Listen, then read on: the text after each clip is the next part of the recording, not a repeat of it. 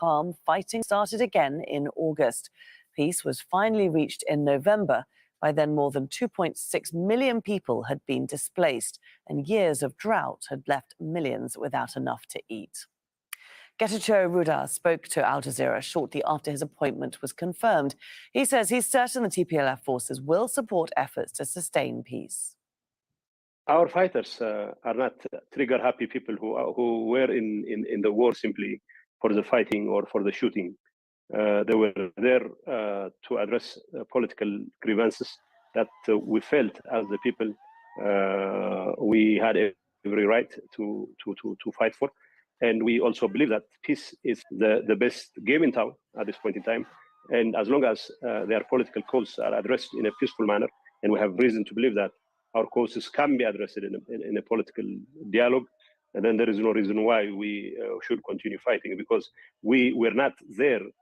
We were not in the fighting for the sake of fighting. We were there because we had grievances, we had causes, and we have reason to believe that our causes could be addressed in a peaceful manner. And I don't have the slightest doubt that our fighters will be fully behind our efforts to sustain peace and to get Tigray back on track and to rebuild it from ground up. Nigeria's informal economy is struggling because there isn't enough cash. A redesign of the local currency, as well as a recall of old banknotes, is being blamed. Nearly half the population doesn't have a bank account. Ahmed Idris reports from Kano. Goods arrive at the Singer market by the truckload. But with not enough banknotes in circulation, traders are struggling to find buyers for their goods.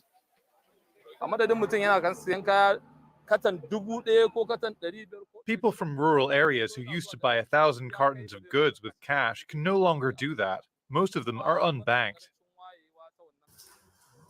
In October last year, Nigeria's central bank announced the redesign of the highest denominations of the local currency, the naira. The bank then took the banknotes out of circulation to discourage their use. That's left millions of Nigerians queuing at banks for months, desperate for the new notes. There isn't enough money to go around. Commercial banks have set cash withdrawal limits to just $20. Sometimes they have no cash to dispense at all. Informal trade makes up 60% of Nigeria's economy, and most transactions take place in cash. A shortage of banknotes and an unreliable money transfer system are making life difficult for small businesses. Shehu Umar blames the government's monetary and fiscal policies for the near collapse of his business. It's difficult to feed my family. As we speak, I only have 50 cents in the shop. I don't even have enough to give the shop assistant money to catch a bus home.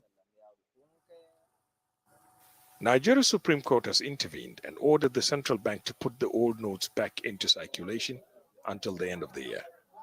That was after some governors took both the central bank and federal government to court.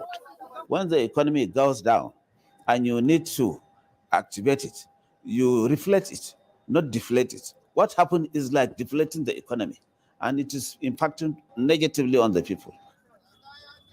Economists warn of dangers ahead for an economy that's already seen 2 recessions in 8 years.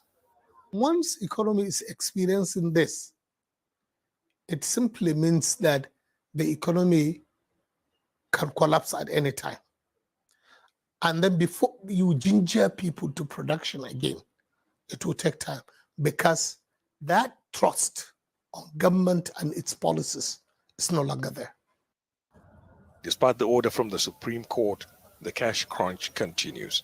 It's causing economic pain to millions of Nigerians and small businesses. Ahmed Idris, Al Jazeera, Kano, Nigeria. A far-right party in Israel's coalition government has accused the defense minister of abandoning the ruling bloc. Local media reported that Yoav Gallant had planned to call for a halt to the controversial judicial overhaul. Earlier, Israel's parliament passed the first of several laws that make up the changes. That's despite nationwide protests. The plan would limit the power of the Supreme Court. Washington is denying China's statements that a U.S. destroyer has been forced from the South China Sea. On Thursday, the Chinese military said it drove the vessel away from disputed waters near the Paracel Islands. But the US Navy says its destroyer is continuing its routine operations in the area and has not been expelled. Most schools in Afghanistan have reopened after the winter break, but Taliban authorities are still barring teenage girls from attending. Since the Taliban's takeover in 2021, only girls aged 12 and under have been allowed to go to school. The Taliban government has also banned women from higher education. The United Nations calls it gender-based apartheid. Well, the only option now available to older girls is Islamic schools known as madrasas. They provide religious instruction. The madrasa can't help me in becoming a doctor because that's done through the schools, and unfortunately schools are closed.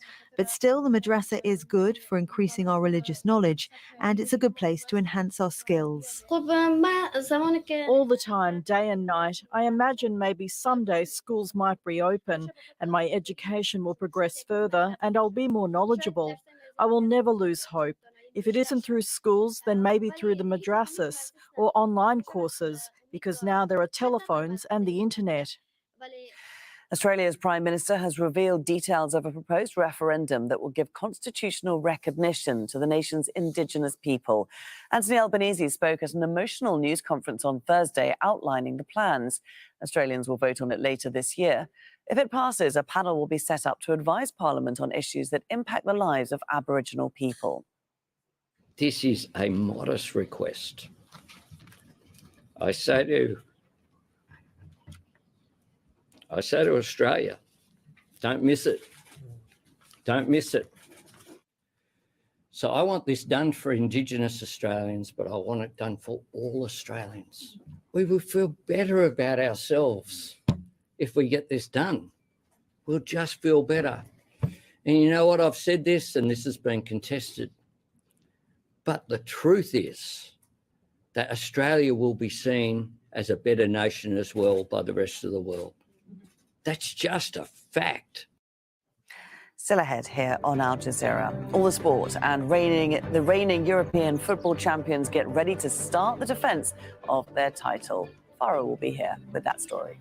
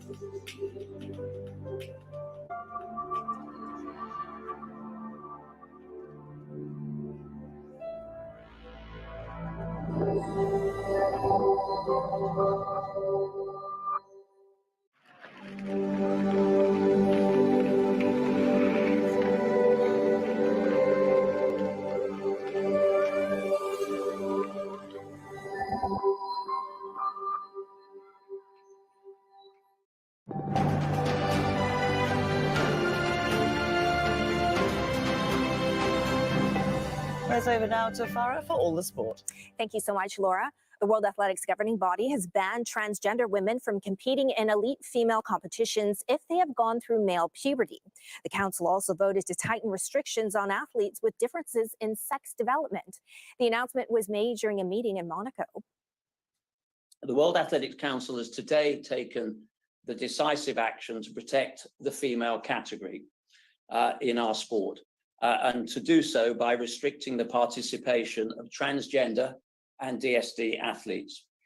The decision was taken in consultation with a number of stakeholders, including 40 member federations, our coaches, our athletes, and through the Athletes Commission, as well as a range of other community groups, including trans groups, UN experts, the International Olympic Committee, and para athletics.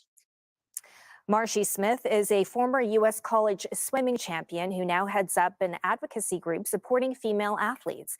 She says this is an issue facing all sports and not just athletics. Essentially, at this point, it's a daily occurrence where an athlete, a girl, a mother will speak to us about her sport and her experience that she's gone through. They're really heartbreaking stories, and overwhelmingly we hear from athletes that they feel they don't have a voice. They have reached out privately to their sports governing bodies and are ignored, or even in some places reprimanded for standing up for their rights to justice in their sports category. And so it's becoming more commonplace for girls to feel comfortable in coming forward with their stories. And it's so crucial for them to be told, because there are so many athletes at this point globally experiencing the same things that they are. And to find a place where they feel like they're not alone is crucial. Also, in letting the public know that this is happening in every age group, in every sport, in every state in America, and really reaching across countries, across the globe now.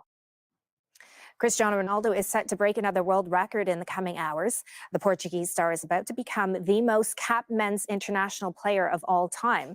At 38, Ronaldo says he's not considering international retirement, and if he features against Liechtenstein in his country's Euro 2024 qualifier, it will be his 197th game for Portugal.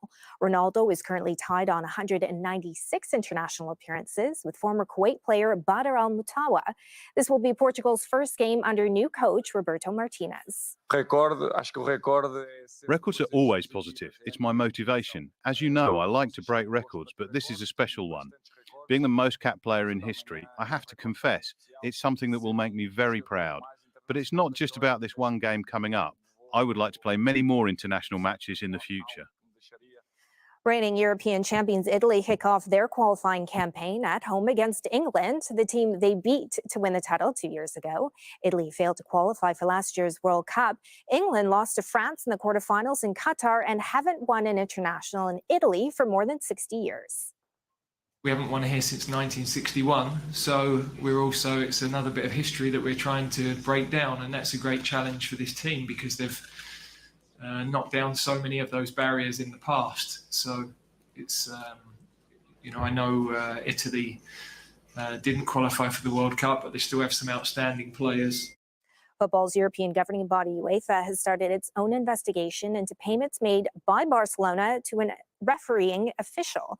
The case is already being pursued by prosecutors in Spain. Court documents show Barcelona paid more than $7 million to the former vice president of Spanish football's refereeing committee, Jose Maria Enrique Noguera. The club has said Noguera's company was paid to work as an external technical consultant. Canada's Bianca Andreescu won a contest between two former U.S. Open champions in Miami. Andreescu beating Emma Raducanu in 3 sets, with both players aiming to recapture the form that saw them lifting Grand Slam titles as teenagers. 22-year-old Andreescu winning the deciding set 6-2 to progress into the second round. I think the key for me today was just sticking with it, fighting as much as I could. And I kept telling myself it's not over until it's over. And I also stayed positive. I tried not to drain my energy too much with focusing on negative emotions and all that stuff. It was always going to be a tough match. Both of us, we both won the slam. We're both good players. It was always going to be a difficult matchup. But yeah, I think that there were definitely patches of some pretty good tennis in there. And 3-time Grand Slam champion Andy Murray was a first-round loser in Miami. Murray has won this event twice during his career, but he lost out in straight sets against Dusan Lakovic in Serbia. Okay, and that is all your sport for now. Back to you, Laura. Farah, thanks very much indeed. And that's it from me, Laura Kyle, and the team here in Doha.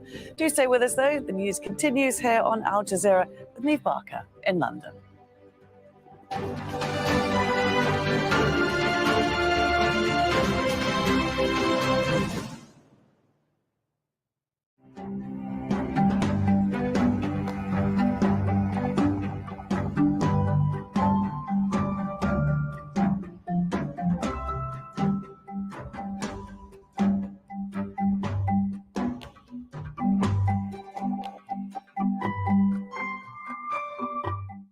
Zahura Begum fled to Bangladesh looking for safety after facing military crackdown in Myanmar. But this is what she's dealing with now. Her makeshift home at this refugee camp in Cox's Bazar went up in flames on Sunday. The fire has swung the spotlight back on the struggles, the traumas and tragedies faced on a daily basis by everyone here. This fire is a reminder of the many challenges facing the Rohingya refugees. They're caught between the increasingly dangerous situation in Bangladesh and a new political reality of a homeland now led by the same military junta responsible for the crackdown that forced them to flee in the first place.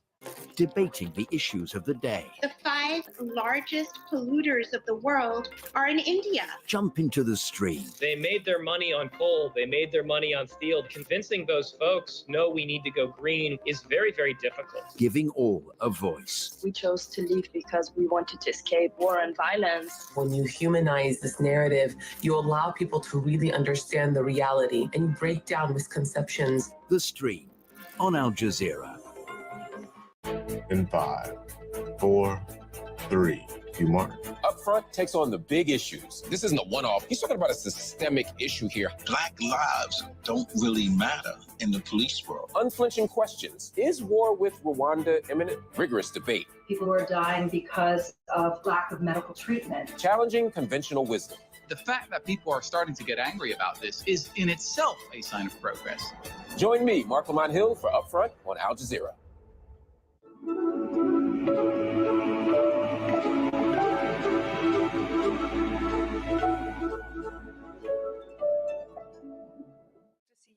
An Al Jazeera investigation uncovers a senior diplomat in Zimbabwe caught on camera, agreeing to launder more than $1 billion in cash.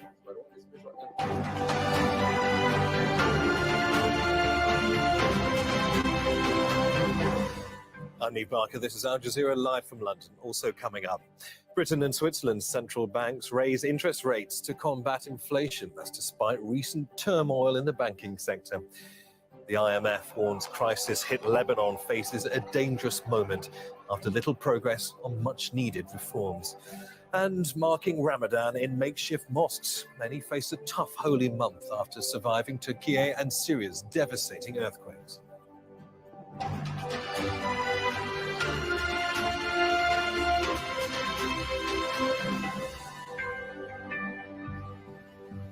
A senior diplomat from Zimbabwe has agreed to launder more than $1 billion in cash in what he believed to be a meeting with Chinese gangsters. Al Jazeera's investigative unit has found. The diplomat was videotaped making the offer in a meeting with undercover reporters as part of an investigation by Al Jazeera into networks in Africa that use gold to launder vast sums of money. Hubert Angel is a British Zimbabwean businessman and the presidential envoy. He claims to have made it onto the Africa Forbes rich list in 2013. His net worth is around $60 million, and he calls himself the prophet of success. Alexander James has this exclusive report. Good to see you, Ambassador. Undercover reporters posing as Chinese criminals meet one of Zimbabwe's most senior diplomats. Yeah. An ambassador at large, I'm ambassador to 85 countries, but on the special envoy, I'm a representative of the president. That means I can sign contracts, I can sign treaties with the government without the president getting involved. Woman with a trip, Hubert Angel is also an evangelical preacher who says he has the gift of prophecy with powers to heal the sick. It takes the power of God, but it takes somebody to believe for something to happen like this. Angel was personally appointed by President Emerson Mnangagwa to bring investment into Zimbabwe. He is my first ambassador at large assigned to promote Zimbabwe brand. Zimbabwe's economy has been devastated by corruption and more than 2 decades of sanctions imposed by the United States and Europe. The local currency has no international value. The country's biggest earner of US dollars is gold. You want gold? Gold, we can do it right now. We can make the call right now, and it's done with the president of Miners Association right this minute. The president of Zimbabwe's Miners Federation is Henrietta Rushweya. They want to invest in gold and buy gold and maybe send a private jet, picks up gold every week. That's perfect. No, that's okay. Let's do it, bro. $5 million can be cleaned every week. We get gold with 5 million every week. We take it out, bring another 5 million. The ambassador is not bothered that the cash is being laundered. It's money that cannot be declared in the country of origin. We don't want to talk about. He explains a plan to smuggle the dirty cash into Zimbabwe using his diplomatic status. Right now, I can put a bag like this with 1.2 billion and put a red tape written diplomat. That's it. Under the Vienna Convention, states agree to exempt diplomatic luggage from airport searches. It's a very, very easy thing. It will land in Zimbabwe. Zimbabwe can't touch it until I get to my house. Yeah. Yeah, you can understand. Okay. So they can do diplomatic plane. Ambassador Angel Henrietta Rushwaya and President Mnangagwa did not respond to our request for comment. Alexander James, Al Jazeera. Hopewell Chinono is a Zimbabwean anti-corruption activist and documentary maker. He says the revelations will not surprise people in his home country. The findings are shocking to the outside world, but they're not shocking to journalists or investigative journalists like myself, because we've always reported about these things. But what Al Jazeera has done, which we were not able to do, is to put the evidence and to have the people speaking themselves about how they are involved in the looting of public funds, the plunder of Zimbabwe's natural resources, the smuggling of these resources, and the laundering of money using state institutions, as they said in the documentary film. Most journalists in this country that have come across this information are afraid to report about